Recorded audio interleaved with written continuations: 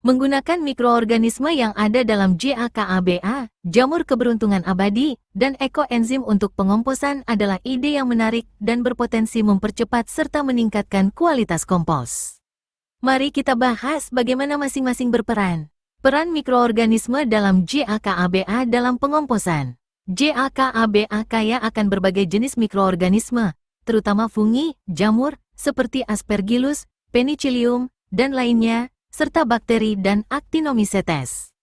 Mikroorganisme ini memiliki potensi untuk mendekomposisi bahan organik, fungi dalam JAKABA, dengan sistem enzim ekstraselulernya, sangat efektif dalam menguraikan senyawa organik kompleks seperti selulosa, lignin, dan kitin yang terdapat dalam limbah tanaman.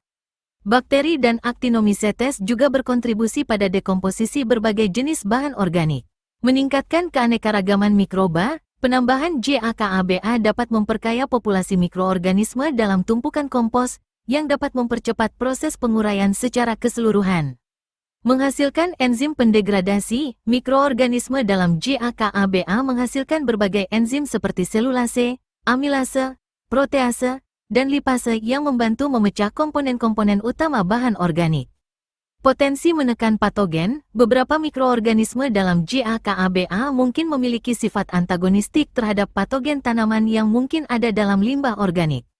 Peran mikroorganisme dalam ekoenzim dalam pengomposan. Ekoenzim adalah larutan kompleks yang dihasilkan dari fermentasi anaerobik limbah organik, kulit buah dan sayuran, dengan gula dan air.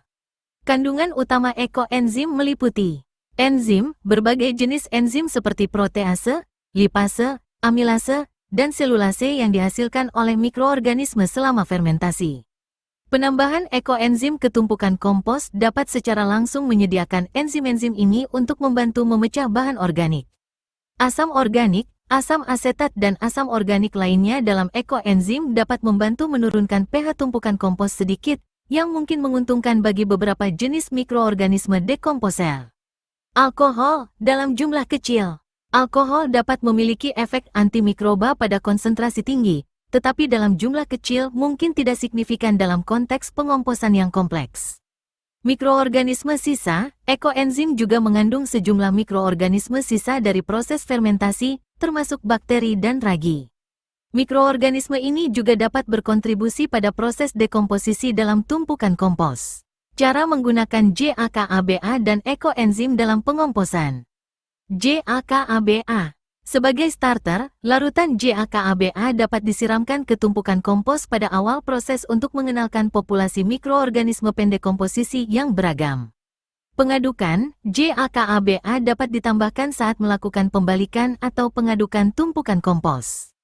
Perawatan lanjutan, penyiraman larutan JAKABA secara berkala dapat membantu menjaga populasi mikroorganisme yang aktif selama proses pengomposan. Ekoenzim. Sebagai aktivator, ekoenzim yang diencerkan dapat disiramkan ke tumpukan kompos untuk menyediakan enzim tambahan dan sedikit menurunkan pH. Penyemprotan, ekoenzim yang diencerkan juga dapat disemprotkan untuk membantu mempercepat dekomposisi dan mengurangi bau tidak sedap yang mungkin timbul. Potensi manfaat penggunaan JAKABA dan ekoenzim dalam pengomposan.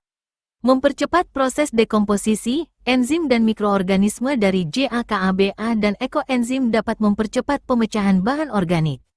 Meningkatkan kualitas kompos, keanekaragaman mikroba dan enzim dapat menghasilkan kompos yang lebih kaya nutrisi dan memiliki sifat yang lebih baik. Mengurangi bau tidak sedap, mikroorganisme yang efektif dapat membantu menstabilkan bahan organik dan mengurangi produksi senyawa penyebab bau. Potensi menekan patogen, beberapa mikroorganisme dalam JAKABA dan sifat asam dari ekoenzim dapat membantu menekan pertumbuhan patogen dalam tumpukan kompos. Hal yang perlu diperhatikan, keseimbangan nutrisi, CN. Pastikan rasio karbon dan nitrogen dalam bahan organik kompos tetap seimbang untuk mendukung aktivitas mikroorganisme. Penambahan JAKABA dan ekoenzim tidak menggantikan kebutuhan akan keseimbangan ini. Aerasi dan kelembaban, kondisi aerobik dan kelembaban yang optimal tetap penting untuk keberhasilan pengomposan. Konsentrasi, penggunaan JAKABA dan ekoenzim perlu diperhatikan konsentrasinya. Penggunaan terlalu banyak ekoenzim yang terlalu asam dapat menghambat aktivitas mikroorganisme tertentu. Pengujian, idealnya, lakukan pengujian skala kecil terlebih dahulu untuk melihat efek penambahan JAKA-BA dan ekoenzim pada proses pengomposan bahan organik yang Anda gunakan. Kesimpulan, penggunaan mikroorganisme dari JAKA-BA dan enzim dari ekoenzim memiliki potensi besar untuk meningkatkan efisiensi dan kualitas pengomposan. Kombinasi keduanya dapat memperkaya tumpukan kompos dengan mikroorganisme pendek komposisi yang beragam dan enzim yang siap bekerja. Namun, pengelolaan kondisi pengomposan yang baik, aerasi, kelembaban, CN, tetap menjadi kunci keberhasilan.